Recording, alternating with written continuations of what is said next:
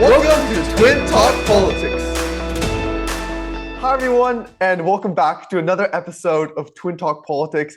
And on this Friday morning, we are so honored and lucky to be joined by MP Blois, who is a member of Parliament for King's Hants. We have so many exciting things to talk to him about today. But first, how are you doing today? Morning, guys. Great to see you. Thanks for being up early. We've got a 4-hour difference, so it's afternoon here in Atlanta, Canada. But thanks for being up early to accommodate my schedule, and pleasure to be on the show. Yeah, thank you. Yeah. So, as you know, a tradition on our podcast is our first question is really a question of luck. So we are wondering if you could take that 50-50 chance and take a blind guess at who do you think is Jason and who do you think is Jerry, just based on our different backgrounds. Well, look, I'm going to just take a shot and say the background in blue is Jason. Jason, it's your Zoom call apparently, and I don't know. I'm just going to take a shot in the dark and say that where you welcomed me in when we jumped on this call, that you're Jason and Jerry's up with the yellow background. No, unfortunately, I'm Jason with the orange background, and that's Jerry with the blue background. All good though. Good Great. try. Tough, Yeah, good tough to try. figure that out. Great. Now that you know how to tell us apart, let's just jump straight into the interview. Now, obviously, Jerry and I know how amazing of a person you are and all the great changes you've made for Canada. But for our viewers who sort of don't know who you are, we were wondering maybe if you could please introduce yourself and how you really got interested and excited about politics in the first place. Sure. So I've had the privilege of being the Member of Parliament for King's Hants since 2019. I'm 34 years old, so feeling older every day, but that's still relatively young in parliamentary sense. I would be probably one of the younger members of Parliament in the country. So I got elected at 28. My message to your viewers and those who are young and interested in politics is it's certainly capable. I was worried in 2019 about whether or not I would have the requisite acumen or would people take me seriously at 28. And I found any of the concerns that I had, frankly, people were very excited to see young people want to get involved in politics. I had a background. I don't come from a family that was very political. My dad was a truck driver. My mom's an administrative assistant. So I come from what I would call a blue collar working class family. Was very fortunate enough to be involved in competitive sport at a young age. I played hockey, softball, soccer, kind of did it all. Wow. But particularly focused in on hockey and softball. Played collegiate hockey, got drafted by the Halifax Mooseheads here in Nova Scotia. So really my adolescent years through high school, sport was my kind of grounding in the community. We didn't have a very strong civics program in Nova Scotia. I think provinces are becoming a little bit better at that, about introducing students to the importance of democracy, politics, the difference between the parties, the importance of voting. I didn't really get that exposure until I was at university. I took a commerce degree at St. Mary's in Halifax. I minored in political science, and I went from watching my first I went to my first political science class, comparative politics, and I went from watching TSN and Sportsnet to CPAC and legislative TV. I kind of jumped right into it. I made an active choice to not get involved in partisan politics at the time. I wanted to take some time to figure out where I fit on the political spectrum, Mhm. but I got involved. I started 3 different not-for-profit organizations in my Wow. community. I went on to obtain a law degree and a Master of Management in Public Administration. So I was practicing law when Scott Bryson, who was the Member of Parliament here for a long time, he served in Trudeau's first cabinet from 2015 to 2019. He decided he was not going to be reoffering in King's Hants, and I've just been heavily involved. And I think the combination of being involved in community through sport, the not-for-profit work, plus kind of my legal background led itself into saying, this is something I'd like to do and contribute in a public way every day. And here I am 5.5 years later. So. Yeah, amazing. So our second question is more centered around youth. So we were wondering, what are your thoughts and what do you think are the most pressing problems concerning youth in Canada as a whole at a macro scale? And then secondly, at a more micro scale, what do you think are the most paramount issues for youth in your own constituency? So it's interesting. I remember going to classrooms at high schools, middle schools as a younger member of parliament. I really try to engage a lot of students in my writing. I feel that's part of my obligation. I'm not that far removed from the classroom. What I would say is the issues that were being discussed in 2019 are different than what the issues are being discussed in 2025. And I think sometimes there's this view that youth vastly different and they have a wildly different opinion than the general populace. I find youth are somewhat a bit of a reflection. There might be some different values, but I was hearing a lot about environment in 2019, reconciliation, social programs. I'm hearing a lot about cost of living, housing, and concern about future. We are living in an uncertain world right now.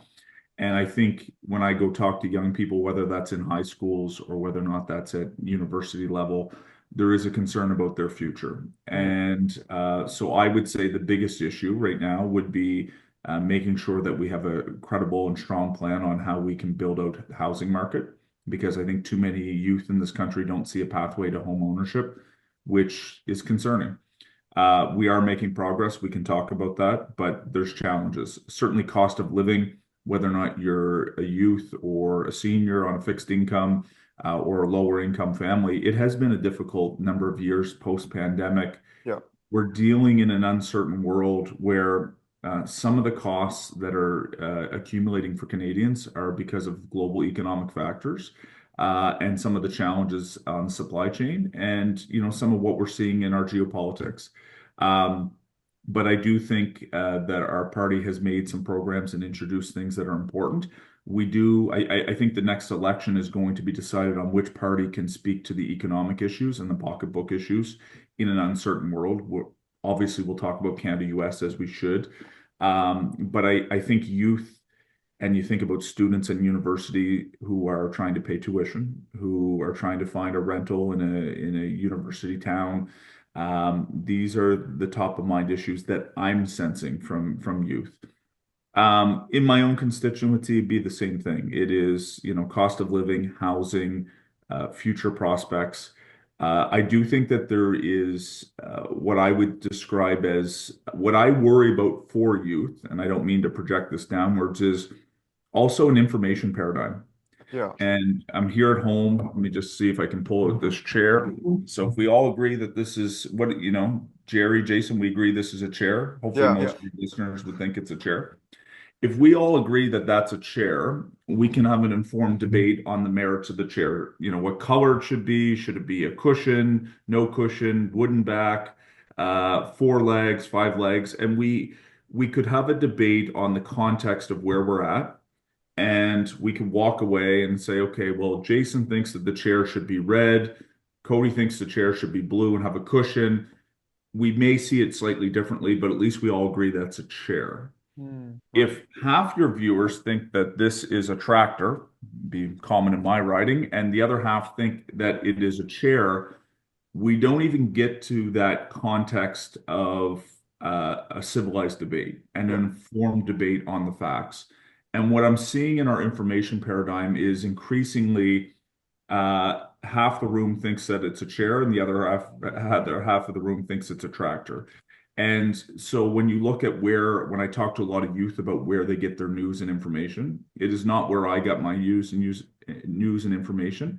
As a young person, I remember going to my high school, there would still be like a copy of the newspaper that I would read, from journalism. A lot of where we're getting, including myself now, it's social media. It might be news applications, it might be a podcast, and that's good in a certain sense that it has democratized and decentralized free speech. The challenge is we're living in an environment where the ability to have kind of trusted journalism or fact checking involved in that process is not always there. And certainly on foreign interference, we have countries around the world who are deliberately trying to mislead and sow misinformation. So what I worry about amongst young people in particular, and generally this isn't just youth, this is my whole constituency, is how do we make sure that people are getting the information that is actually correct? And I can appreciate we might all have different opinions, but if we can agree on a basic common set of facts, then at least we can walk away from that conversation saying, well, look, we kind of agree on that. We might see the world differently about what the solutions and the policy prescriptions are, but that's what worries me. We can talk about that as well. Yeah, no, we completely agree with that. I think, especially in our digital age, misinformation is such a so important. Um, we just want to kind of transition a little bit and talk a little bit more about agriculture. And we know this is a topic that you've contributed immensely to, and a sector that is so vital for your own constituency. And we know you're really the man to talk to when it comes to agriculture. You're the chair of the Standing Committee on Agriculture and Agri-Foods. We know you're a strong advocate for sustainable practices in Canada's organic sector. And what we specifically wanted to ask you about was your private members bill, Bill C-359, which I'm sure MP Blois can explain way better than I can. But for those watching at home, the bill aims to simplify the approval process for agricultural products such as feeds, seeds, and pest control by recognizing approvals from at least 2 trusted jurisdictions. So our question for you is, in your opinion, how do you think this bill, if implemented, will help decrease costs while ensuring farmers will get their products faster and more efficiently?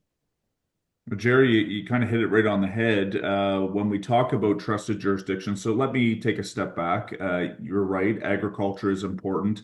1 in 9 jobs in this country are tied to agriculture. Wow. So that's over 10%. That's a pretty big sector. It's bigger than the auto sector in Ontario. It's bigger than oil and gas in Alberta. It is huge, and it exists across the country. In your neck of the woods in British Columbia, all the way out to the East Coast here in the Atlantic, and everywhere in between. And particularly when we think about kind of the domestic security lens and national security with what's going on. I mean, food, if a country can't feed itself, it can't defend itself. So there's a whole host of lenses of how this is important. And in King's Hants, certainly we have a lot of different concentration of farms. I don't come from a farm family, but I certainly have friends and relatives and people who are close to it. And if you're going to be a member of parliament in a rural area, particularly where there's agriculture, you have to be dialed in on those questions. The bill itself is a reflection of some of the conversations I've had with my stakeholders. I'll give you an example. 3-NOP, which is now approved, which is a feed additive that can be put into the beef industry to actually reduce methane emissions, for example. So this is an environmental outcome. It is finally approved in Canada. It took a certain period of time. The regulators would tell you, look, we moved pretty quickly on this. But a lot of our farmers, when they talk about inputs, whether it is 3-NOP to reduce methane emissions from cows, whether or not it might be an important crop protection product for my apple farmers in the Annapolis Valley when they're fighting, pesticide, or they're fighting, types of invasive pests that are becoming more pervasive. Whether or not it's the type of seeds that are needed to drive, the crops that are needed. My farmers will look to other jurisdictions, notably the United States, and they'll say, look, oh my God, farmers on that side, they have access to those tools that are extremely important. Why can't we get better access here in Canada? And there's 2 reasons where those challenges exist. Sometimes the market, if you are a company that is looking to register a product of a certain variety in the country, you might say, well, look, Canada's only 40 million people. Yeah, it's got a certain egg, but depending on the commodity group, let's say maybe it's a sheep industry, for example. We have a sheep industry in this country. It's not nearly as big as New Zealand. It's not nearly as big as maybe the UK or Europe. Maybe a company's not going to take the time to try to go through the administrative burden of actually registering that product. I think if we have other trusted jurisdictions that we know has a true scientific process that is going to have some rigor to their process, why aren't we sharing that information more seamlessly across our agencies? And the bill basically proposes to give a presumptive approval on the basis of a bit of an expedited process to say, okay, if we have 2 or more countries that actually have an approval on a certain product, if we're able to use that scientific information, if we're able to use that to expedite our own process to allow that product to be presumptively approved while we go through a more rigorous process domestically, knowing that the likelihood of any type of environmental or public health outcome in a negative sense is very low. That's the type of competitiveness that we need to build into our regulatory system. So it might seem mundane to some of your listeners at home, but really it's about trying to be more competitive. It's about trying to streamline government processes without compromising the public policy values behind them. Wow, yeah, that's really important. I think just you said streamlining and getting farmers the products that they need and they rightfully deserve. Another topic that right now is a major concern for Canadians is obviously everything to do with the climate, and more specifically the carbon tax, which is one of the most divisive policies in Canada, with multiple bills and motions in Parliament trying to, support it, modify it, or repeal it. In fact, many Canadians believe that the 2025 federal election will come down ultimately to a carbon tax election. And some parties, for instance, like the Conservative Party, have made it one of their cornerstone beliefs, such as with the Axe a Tax campaign, while the Liberal Party has historically championed carbon pricing. However, now with multiple, Liberal leadership candidates advocating for either lowering or completely eliminating the carbon tax, we are wondering, where do you stand on carbon pricing? And more specifically, in the future, if it is reduced or completely eliminated, what alternative policies should Canada pursue to meet its emission targets? Okay, well, let me take a step back and talk about the different realms of how we get there. So if we do believe climate change is a priority and we ought to do something about it, our generation has certainly seen the impacts on this, whether it was in British Columbia with some of the significant fires that are becoming commonplace all the time now, hurricanes on the East Coast. Demonstrably, we're starting to see this in a real way in our communities. And I think, the majority of the population believes, okay, we ought to do something. So if we can agree that we ought to do something, the question becomes, how do you actually incentivize a reduction in emissions? Mhm. And I would submit to your viewers that there's really kind of three ways to do that. Four, which I don't think is an acceptable option, but certainly three. The first is you can actually price it in the market, which is carbon pricing, which inherently, ironically, the Conservative Party kind of disavows of this approach, but it is actually the small c Conservative approach of letting the market and the private sector and innovation drive the emission reduction. So we can come back to that, but you can price it into the market and have that considered the negative externalities of the GHG emission. You can regulate it. So, for example, in my province of Nova Scotia, the provincial government has a law in the book saying by 2030, we are no longer going to allow there to be coal-fired electricity in our province. So, although the price is not being introduced into the market, the government is setting a regulatory deadline that Nova Scotia Power has to meet. And of course, in some ways, sometimes those costs could get passed on to consumers, particularly where the stranded assets exist for the coal facility. So you can price it, you can regulate this activity. The last piece is you can subsidize it. We can all pay out of our pocket for government to provide its subsidies or incentives towards cleaner technologies that are going to reduce emissions. The last thing is we can do nothing. And I don't think that that is a viable alternative. I think we have to do something. So the politicians who will tell you that there's a complete free lunch and an ability to do this without any cost to society, I think are lying. There is always going to be a cost, but the alternative of doing nothing costs us every year as well. Go ask the Insurance Bureau of Canada. So if we kind of take that landscape and say, okay, there's different approaches. On carbon pricing, what you're hearing from Mark Carney and from Chrystia Freeland is that the consumer carbon price would be axed or would be, taken away. There is still merit to the industrial price, and so the industrial price is on the largest emitters in the country. Right. I certainly heard Mark Carney say the other day that almost 90% of Canada's emission reduction goal is tied to industrial pricing and the ability to get our larger emitters down.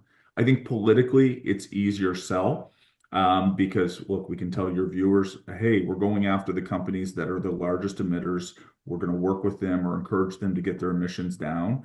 And that's how we're going to be able to achieve our goal. It is and I can give you from experience in Nova Scotia, we had a carbon price since 2019. No one called me from 2019 to 2022. Wow. Want to know why? Because it was an industrial price in Nova Scotia that was meeting the federal standard at the time.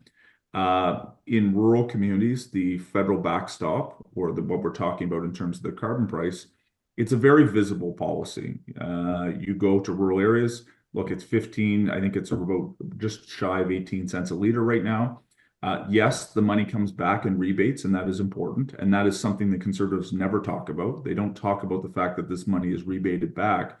But for people that have to drive long distances, for people that have to go to work or appointments and they live 30, 40 minutes away from their area. I know you guys are in West Van, a little bit closer, easier to access. If you're in rural Canada, this can be a challenge, particularly on transportation where there may be very few alternatives available to you. So Yeah. you're right about the fact that the policy has become divisive. Um, I worked very hard over the last couple of years to adjust our national policy. You'll remember in the fall of 2023, the government increased the rural rebate. They doubled the rural rebate that was available to Canadians back. I thought that was fair and equitable, could even be higher, but I certainly wanted to move in the right direction. Mhm. And we also fought very hard to redefine what the definition was of rural communities. I think the definition was too simplistic. And we exempted home heating oil because there's only about 1 million Canadians that still use home heating oil. A lot of them are in Atlantic Canada, but they exist all across the country. And there was already a clear economic signal for them to change behavior because if you're paying the most amount of money to heat your home, but you actually can't afford to make a change, then frankly, the policy was going to become punitive. And so proud of the work that we did to introduce a program. I was on with a constituent the other day in Kentville, small community. Her and her husband are going to be able to get a heat pump. They're going to be able to reduce their Wow. energy bill. And also, of course, the environmental outcome is important. So, look, carbon pricing has merit. I think the way it went about in a big country geographically, I think we would have been smarter to stick to industrial. Mhm. The rebates went back, households were being supported. What I like about Mark Carney's plan is he's saying we're going to put more of an emphasis on the industrial price, and we're going to work with those larger emitters and give them more options about how they can actually meet their target. So Jason, Jerry, let's say, I don't know if you're 16 yet or if you're out driving, but let's say you bought a hybrid or you bought an electric vehicle, your next purchase, or you did something home efficiency. If we allow the larger emitters to actually be able to buy credits from individuals or buy credits from farmers to be able to meet their target, it can actually open up a different opportunity for them to meet their emission standards, and it can actually reduce the requisite costs. So I think it's a better focus. Carney's also talking about a middle income tax cut to make up for the fact that the rebates aren't going back to households. But this will be an important conversation. This will not be an axe the tax election. Mhm. Jason, I heard you kind of, pitch it. I know that's what Pierre Poilievre wants it to be. Mhm. This election is going to quickly shift to Canada, U.S., Mhm. Canada and the world, and who has, I think, the best economic plan and who has the best ability to handle the incoming Trump administration. So you see the Conservatives quickly changing their narrative because they were really trying to rely on, I think, a referendum on the Prime Minister, our current Prime Minister's popularity, and some of the challenges. He's been in for 9 years, Yeah. and look, if we're being honest, the negatives were high, Mhm. and the carbon price point. But I think Canadians, this is going to be an election a lot more. U.S. administration, who's best to handle it? Who's best to grow the economy? Do we want to have a public broadcaster in this country? What are we going to do with Canada Post, which has been struggling financially? Is there a view from a future government that we should protect Canada Post? We should make sure it's protecting rural and remote communities. Maybe some other party might say it should be privatized. Like those are going to be, I think, the more substantive issues, Mhm. and I think it's important. Cool. Yeah, just jumping off that, obviously, I think one of the biggest concerns for every single Canadian right now is a potential 25% tariff threat from President Trump, which, if implemented, I think we can all agree will have catastrophic consequences for Canada's economy. We know that even with Parliament prorogued right now, you've been working very tirelessly on this issue, and you've recently met with business leaders from key industries across Nova Scotia to really address internal trade barriers. We have actually two questions under this, but first we just kind of want to ask you that I know Canada is currently working to boost its GDP by up to $200 billion through the elimination of interprovincial trade barriers. So we were wondering, to what extent do you think that if this passes, could actually help offset the economic impact of the U.S. tariffs? It wouldn't completely offset it.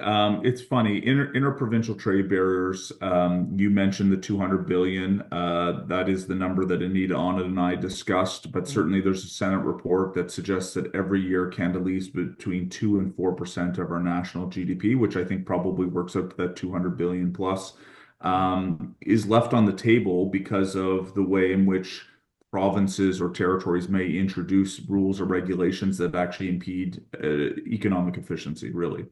I'll give you a prime example. Certainly in British Columbia, there's a nice wine industry there. We very rarely see products from BC and Nova Scotia. And likewise, we've got great wine products that really can't get into BC because of liquor monopolies that exist.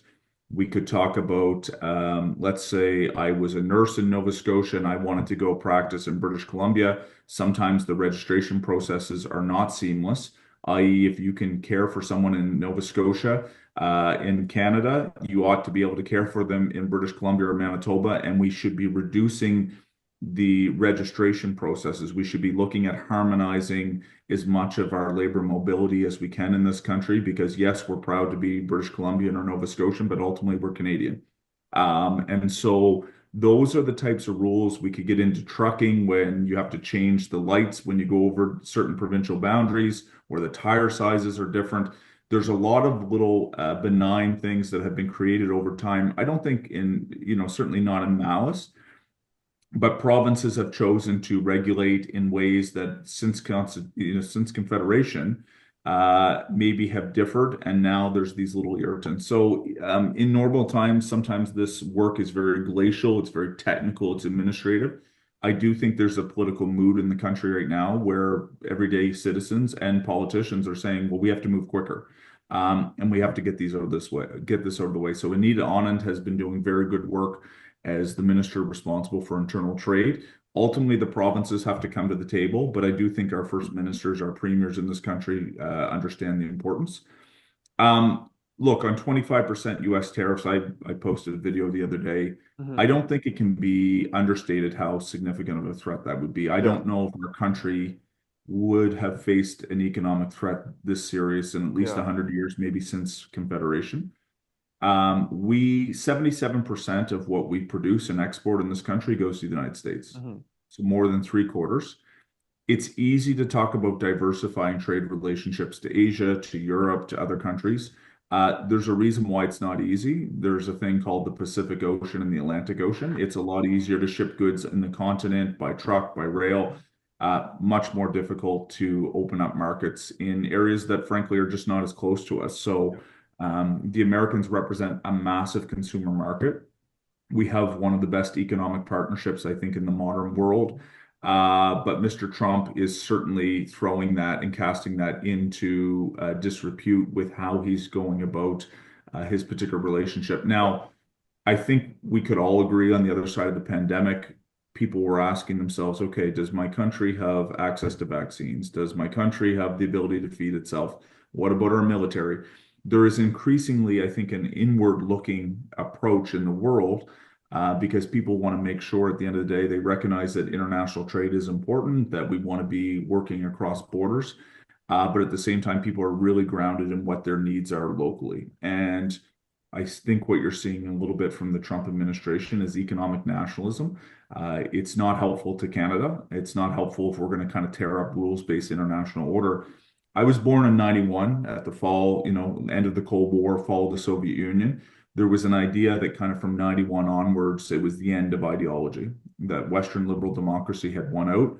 Mhm. Russia's invasion into Ukraine in 2014, but certainly most recently in 2022, kind of changes and upends that idea. And, we're almost going back to almost Cold War economics between liberal democracies and countries that would have more of an authoritarian viewpoint. So it's serious. Canada's going to have to navigate this. I was pleased to see the way which the Prime Minister was able to try to work with the administration. They have signaled a lot on fentanyl and border issues. Yeah. I don't want to say that those aren't important because they are, but objectively remember, and this is what I was trying to tell some of my constituents, I'll tell your listeners, there's a reason why Trump keeps talking about that, because in order to introduce tariffs and bypass congressional approval, he needs to have security grounds to do so.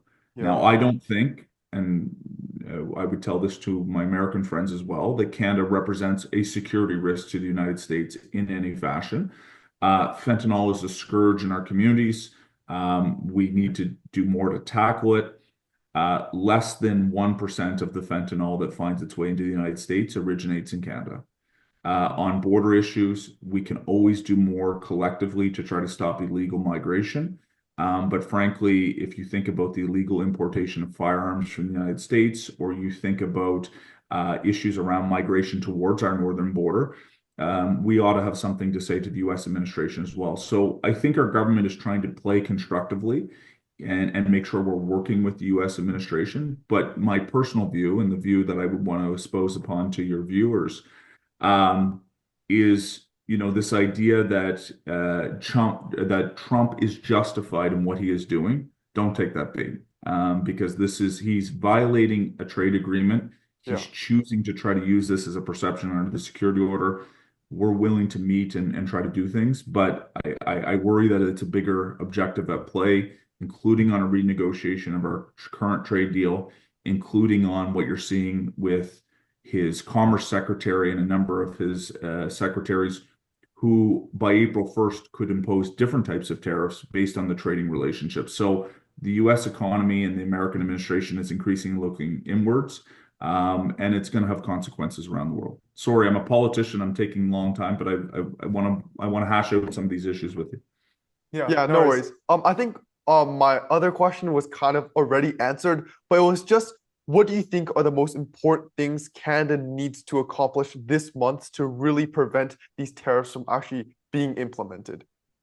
Like, I don't think anyone has a crystal ball about what President Trump might do on any given day. And Yeah. we've seen, after he stopped talking about tariffs or put that on pause for 28 days, next thing he's talking about basically having American ownership or presence in Gaza, which would be a violation of international law, which is an absurd idea. Who knows? But our government again has said that we will be willing to work on the border issue as through the eyes of what the Americans would like to see us do in that administration. Certainly on fentanyl, there's collectively work we can do. The irony in all of this, of course, is precursors generally are generated in China and they're imported into North America, they're manufactured, and then they're serving the illicit drug market. So together we have to tackle those things. But we also have to look, the genie is out of the bottle. We will have to and want to continue to work with our American partners. That economy is important to us. We want to continue to provide exports that matter to the American economy, that matter to the Canadian economy. But we will have to continue to try to diversify, notwithstanding what I just said about the challenges of what that represents. I'm glad to see that our two leadership candidates are really pushing on defense spending. I do want to say this. This government, we may not talk about it enough, but it has been increasingly spending more on defense. When we formed government in 2015, I wasn't part of it at the time, but defense spending had dropped to less than 1% of GDP under Stephen Harper. It's now just shy of 1.4%. We have a goal, the current administration, our government has a goal to get to 2% by 2032. Mr. Carney's talking about doing that by 2030.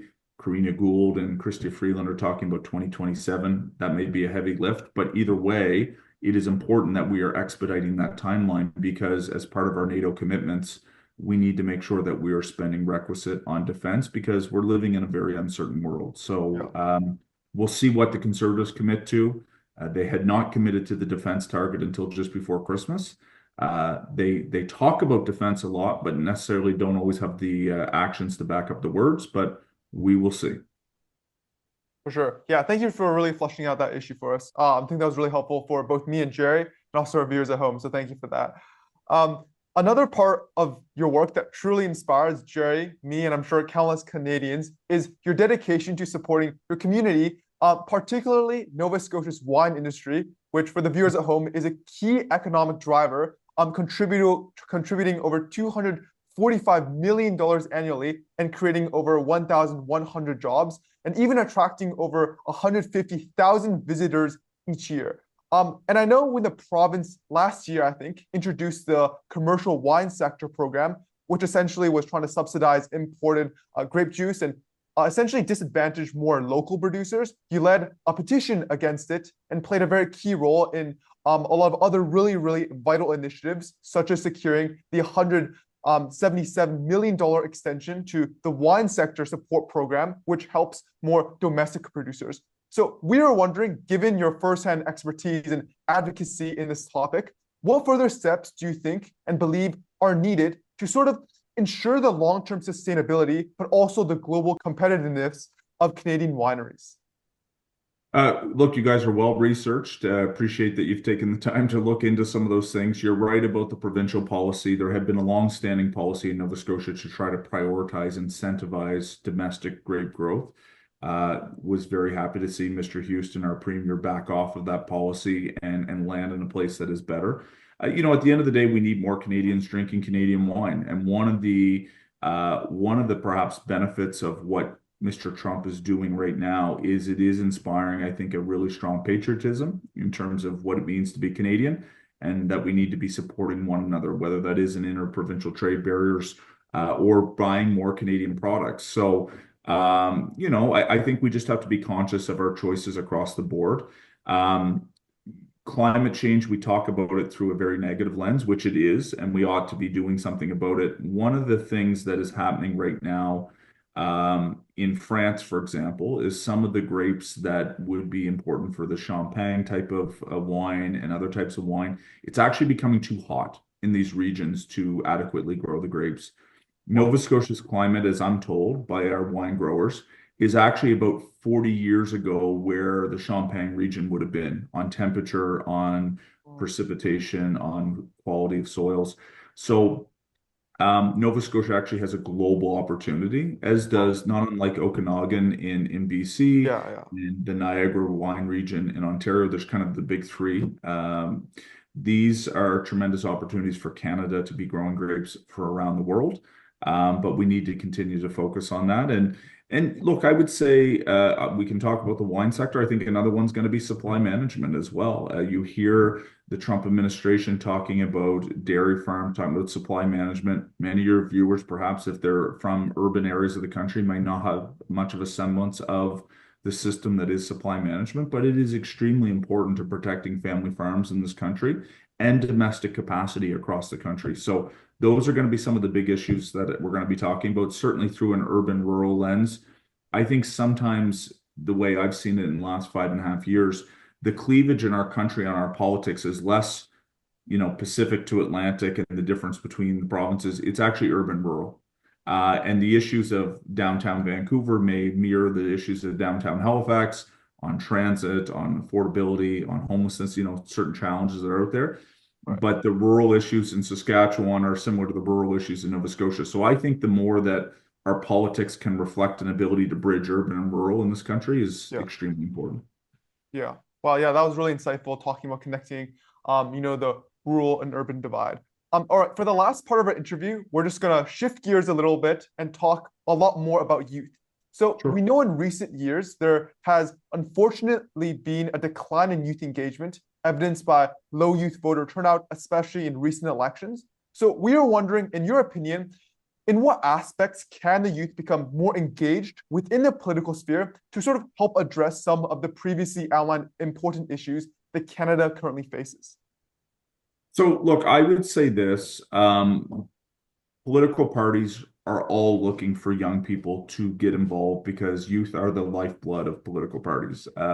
When I go look at the campaigns that I've run over the last 2 elections, it's usually folks that are retired that have some time, or young people who are ambitious and want to contribute to something bigger. So what I would want your listeners to know is that regardless of partisan affiliation, people across the country, parties are looking for young people to get involved. Right. I would also say that politics matters. Like, look at the issues we're talking about now. Look at what we're seeing. Certainly, we're influenced by what happens in the United States, but the decisions that are being made and the choices that the Americans took are going to have consequences in a global sense. So my message to young people is that the decisions that are made in a municipal chamber or provincial legislature or parliament at the House of Commons really do make a difference. So it's important that you do get engaged and reach out. Like my message to my young people in Kings Hants is send me a note. I'm happy to have a phone call, happy to have a coffee, happy to have a glass of wine if you're of age. And so we can get together and talk about these things. Because ultimately my job and my hope, I want to stay in this a few more years because I'm just starting to find my rhythm as a Yeah. parliamentarian. But I want someone your guys' age to come along and take my job. I want you guys to be the next generation that are going to get involved in these types of things. So look, I think it's important. Reach out. I think most MPs or most elected officials are happy to hear from young people that are interested. We want young people to be involved. And frankly, on a voting demographic, young people can decide elections. Yeah. Generally, I'll be honest, the voting participation amongst young people tends to run lower than older demographics. Yeah. If young people come out in the numbers that people in my riding who are over 60 do, not only are the politicians in the country going to pay more attention to the issues that you may feel are most pertinent, you can help decide who forms government in this country. And so I think young people just need to know the requisite power that they have as a voting bloc as well. Yeah. Just on voting, and this will be our last question before the fun question. Is Okay. what are your thoughts regarding the voting age of Canada? And do you potentially think if we lower the voting age to 16, as per Bill C-210, it will gain the attention of more youth to vote, and really help more youth get engaged in politics? What are your thoughts about that? Yeah, I voted. I don't know if the bill that you're referencing is Taylor Bacharach's bill, but It is, yeah. I had voted in favor of it, and I'll tell you why. I think, again, I go back to the comments I made about youth, and then it's just the general populace. There is a view sometimes that youth have, oh, geez, they're not following, they don't know the issues. Look, I can go to certain doorsteps in my riding and I can talk to someone who's 60 who would know far less than some young, engaged 16-year-old who would probably be able to make a more comprehensive choice when they go to the ballot box. So the reasons why I think 16 and older would be beneficial is having youth who are still in high school, who are still in their local community, get used to the exercise of actually going and Yeah. voting in a national or provincial or municipal election. And then once they leave high school, they've already gone through that process. I assume they are going to be more likely to stay with the process. People who tend to vote when they first have the opportunity generally continue to vote, consistently throughout their lives. People who, for the first few years that they're eligible, don't go to the ballot box, I think statistics would say are very less likely to stay remained engaged in a democratic sense. So I think having that exercise happen when you're still at home, you're with your parents, but you're in your community, you certainly have a sense of what's going on. You can't tell me that someone who's capable of driving a car isn't capable of casting a ballot and making an informed choice or doing their research or following the pattern of what I see across the country, which is some people very engaged and some, choosing to go vote with very little rationale. And they vote on emotion or they vote on who they know, they vote on what they might hear. Like, this idea that everyone goes to the ballot box and makes an absolute rational choice that's best for them is a fallacy. That's not always the case. But really, we just want to encourage people to get out and exercise their right. Because one thing and we should probably end on this, is we have the franchise, we have the ability to go do this. There are countries and people around the world that would literally die to have the ability to actually decide who their elected leaders are. Hmm. And we should never take that for granted. Yeah, for sure. That was really powerful. Thank you for that. And then a final fun question to end everything off. We know at the very beginning of our talk, you mentioned that you were very, very engaged in hockey. You mentioned that you got drafted at a very young age. We know you're a very outstanding player in Junior A hockey league. You're drafted super young, then went to go play at a collegiate level, and now you're a coach for a minor hockey team. So the question we wanted to ask you was, which team do you have, or do you think will win the Stanley Cup this year?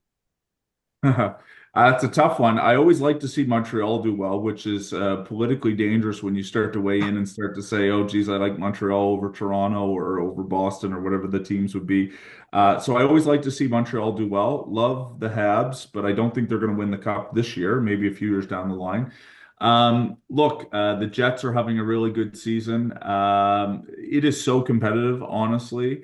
Jerry, I don't even know what to tell you. It would be like the beauty of the NHL now is the 16 teams that make the playoffs.